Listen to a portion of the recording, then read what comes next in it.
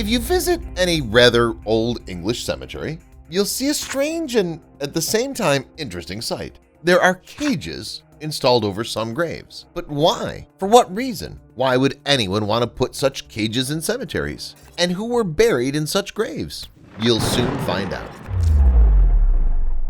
So, if you come to England and visit an ancient cemetery, you're likely to see these graves with cages. They're scattered all over the country. Moreover, there are similar cemeteries in other parts of the United Kingdom. For example, in Scotland, such cages look very strange. After all, why lock the grave in such a way? There's no way the deceased can get out. Following this logic, many people assume that these cages were put on the graves in which zombies, vampires, and other evil things were buried because, as we know from books and movies, these creatures can get out of the coffin.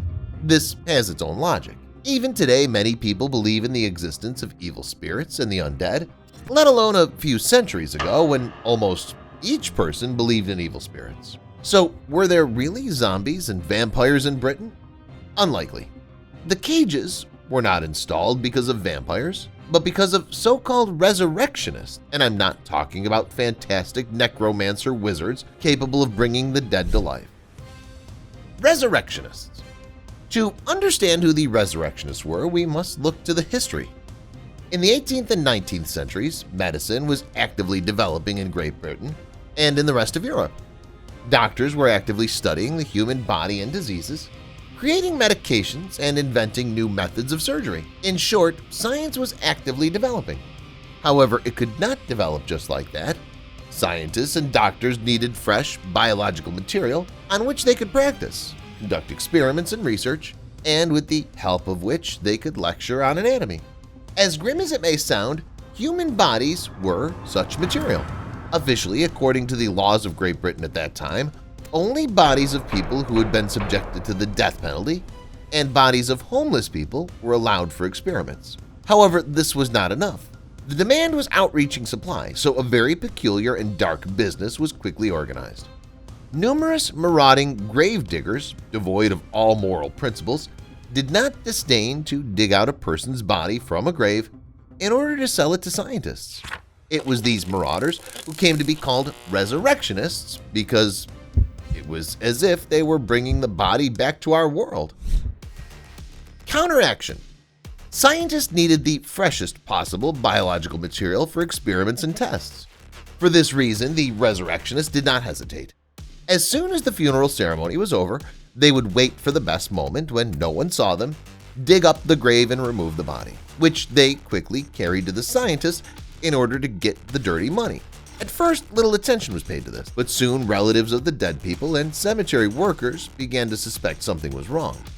After a while, it became clear, and then countermeasures were taken. The most important of them was these mort safes.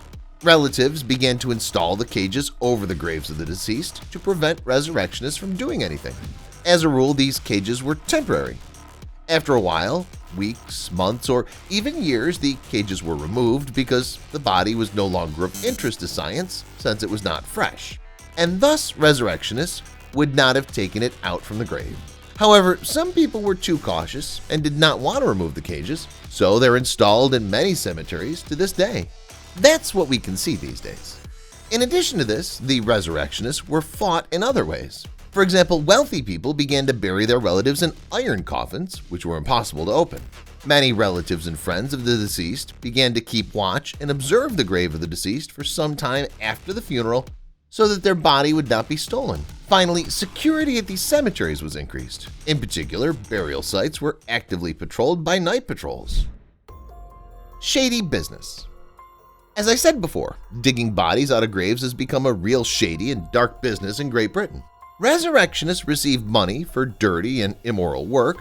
Like any other business, there were people who wanted to make money in an unfair way.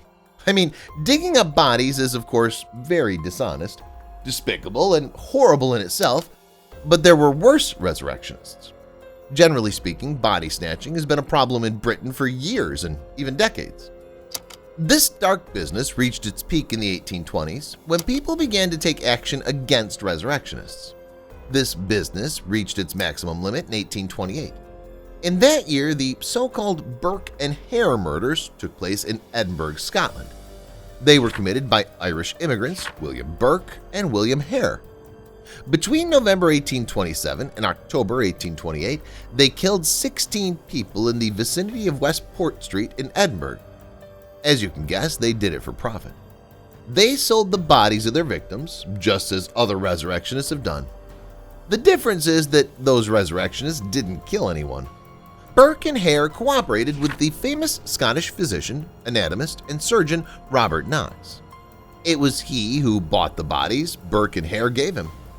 At the time, Knox was the leading teacher of Barclay's private anatomy courses, which were popular with students at Edinburgh University Medical School.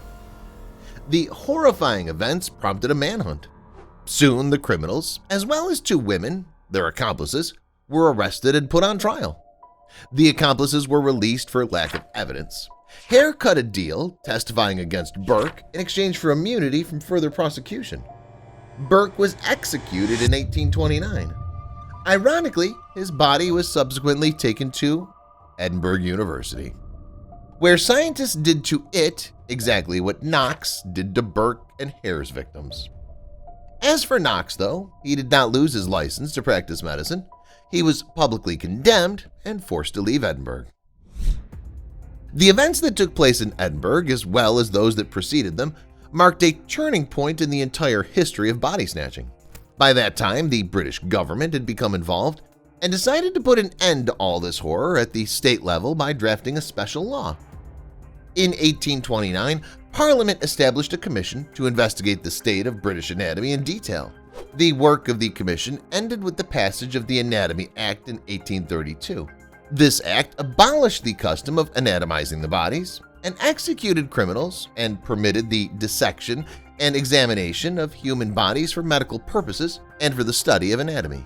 This act finally eliminated the prerequisites for the resurrectionists' activities. Since then, the activities of the resurrectionists gradually came to naught.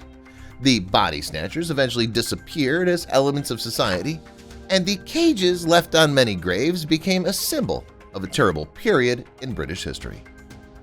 After that, the events of the early 19th century have been described in the writings of many writers. For example, the episodes of the illegal exhumation is described in Mark Twain's famous novel, The Adventures of Tom Sawyer. In this novel, Tom Sawyer and Huck Finn, arriving at the cemetery at night, witness Injun Joe and Math Potter digging up the body of the recently deceased Williams at the order of Dr. Robinson. References to this dark period in British history can also be found in various songs and movies. It's to be hoped that such creepiness will never happen again, either in Britain or elsewhere in the world, and that the cages left on graves will remind people of how horrible humans can sometimes be.